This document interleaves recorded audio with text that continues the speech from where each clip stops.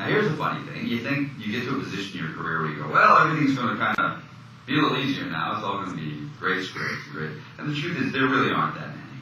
There aren't that many original ideas. There aren't any Patty Chayefskis out there. Nobody's blowing you away with dialogue. There are a couple of kids. You know, Charlie Kaufman got so much success because he has such a unique voice. There's a kid out there, Zach Helm, who's written 3 or 4 of the most amazing scripts. Haven't been produced yet, but written some brilliant scripts. But there aren't that many great original voices out there. So it's always script first, period. Director, actor, producer, whatever. Secondly, director.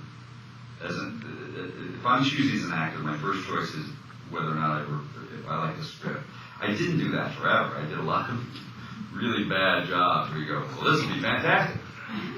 You know, I'm saving the world. And Mr. Grease.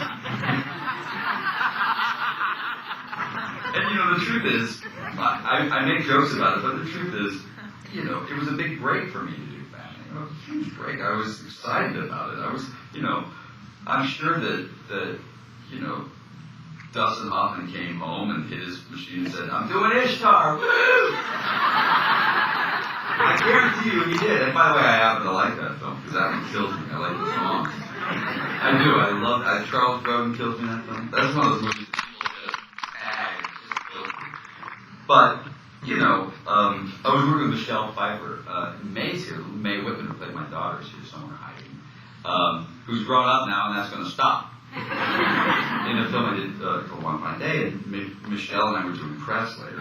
Somebody brought up something horrible I'd done. We were doing press together, and then they said, Grease 2 to Michelle, and she said, please don't.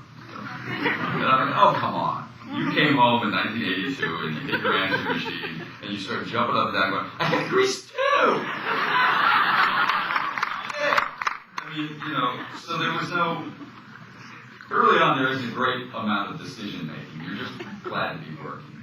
Then you sort of get to the point where you go, well, now I actually have to make some decisions. And it took me a beat to do it. But since then, since Out of Sight, I've been able to really focus on projects that, from the onset, were good scripts. It doesn't always mean the film works, but I know that you can make a bad film out of a good script. But I am positive that you cannot make a good film out of a bad script. So I focus first on the script, and that's always the first part.